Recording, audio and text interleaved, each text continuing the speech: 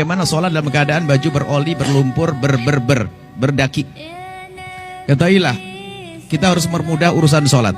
Maka orang yang meninggalkan sholat hukumannya besar di hadapan Allah, neraka.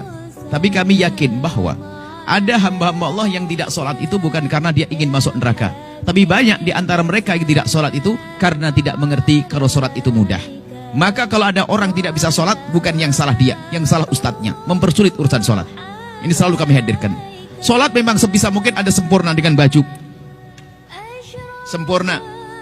Baju rapi, pakai sorban, pakai sunnah meletakkan sesuatu di pundak, penutup kepala, baju rapi, pakai minyak harum dan sebagainya. Itu kesempurnaan. Anda sholat berjamaah di masjid, kesempurnaan. Cuman kan tidak semua orang seperti itu bisa. Mungkin di tengah sawah, mau sholat duhur pulang jauh, bajunya kotor, kena najis, tinggal nyebur di sungai saja naik sudah suci kok. Sholatnya di atas lumpur, Allah senang. Ini hebat betul, pengen masuk surga maksa ini. Di atas lumpur, jangan dipersulit. Kalau bisa jamaah memang sebisa mungkin di jamaah, madhab diutamakan madhab kita Imam Syafi'i, ini sunat yang sangat dikukuhkan atau fardu kifayah.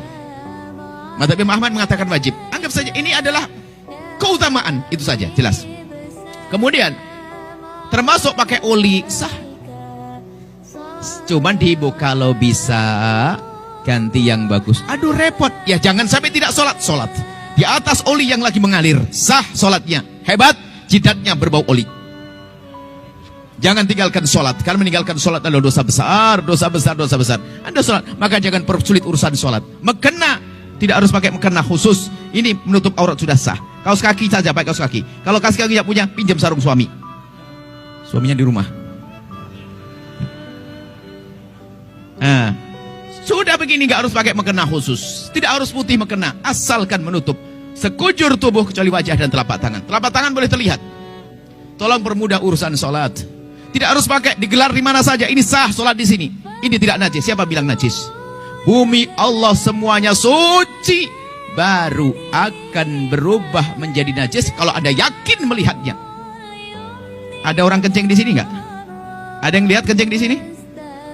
Dipel atau belum? Ini pernah dipel atau tidak? Nggak tahu kan? Aslinya bumi Allah suci atau tidak?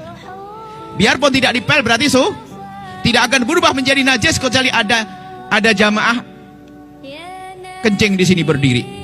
Pernah lihat atau tidak? Karena tidak pernah melihat, ini suci. Sholat di sini sah, nggak usah pakai sajadah. Sah sholat, nggak usah pakai sajadah. Di jalan raya juga sah, polisi yang ngamuk. Jadi jangan bikin susah sholat itu. Di mana saja, lumpur suci. Ada orang mungkin punya baju bagus, beli baju satu dosen pulang dari Korea, bajunya hem putih bagus semuanya. Cuman makainya sebulan sekali, satu Januari 1, Februari 1. Daki hitam, baunya luar biasa. Sah enggak pakai sholat? Sah enggak pakai sholat? Sah, cuman kotor. Tolong permudah sholat, jangan bersulit sholat. Boleh, hebat. Bahkan tak taunya kerja di bengkel pakai belepotan semuanya. Masya Allah. Sholat berjamaah lagi. Allah, hebat nih. Malaikat senyum nih. Gak boleh ada meninggalkan sholat. Dimanapun Anda berada, tetap sholat. Di padang pasir, di lumpur, di pinggir laut, semuanya. Masya Allah. Najis itu sangat pendek. Najis itu sedikit. Jangan semua dikit-dikit. Najis. Najis hanya 7, selebihnya tidak najis. Ini bab fikih nanti insya Allah. Sah ya? Jangan persulit urusan sholat. Permudah urusan ibadah. Jangan sampai ada satu pun meninggalkan sholat. Maka termasuk kemudian yang perlu kami hadirkan, mengkosor sholat tadi, mohon maaf. Saya itu lupa, kalau ini banyak pendatang. Saya pikir ini orang tinggal di sini semuanya. Maka saya ngomong, gimana sholat yang pertamanya? Sempurna atau kosor? Saya pikir Anda tuh orang sini semuanya. Tatonya ada yang 5 jam perjalanan. Sama dengan saya 5 jam juga. Ya, kalau Anda musafir, Anda dalam bepergian, tujuan Anda melebihi dari 84 kilo tujuan Anda boleh menjamak dan boleh mengkosor. Mengkosor itu menjadikan duhur 2 rakaat, asar 2 rakaat. Bahkan dalam madhab kita Imam Syafi'i, mengkosor sholat itu lebih bagus pahalanya. Sudah enak korting 2, pahalanya gede. Jangan ragu yang demikian itu. Jangan saya masih kuat kok, gampang mampir masjid juga gampang. Nah, bukan gitu. Patuh kepada petunjuk itu lebih penting. Jelas ya? Permudah urusan sholat ya. Wallahu a'lam bishawab.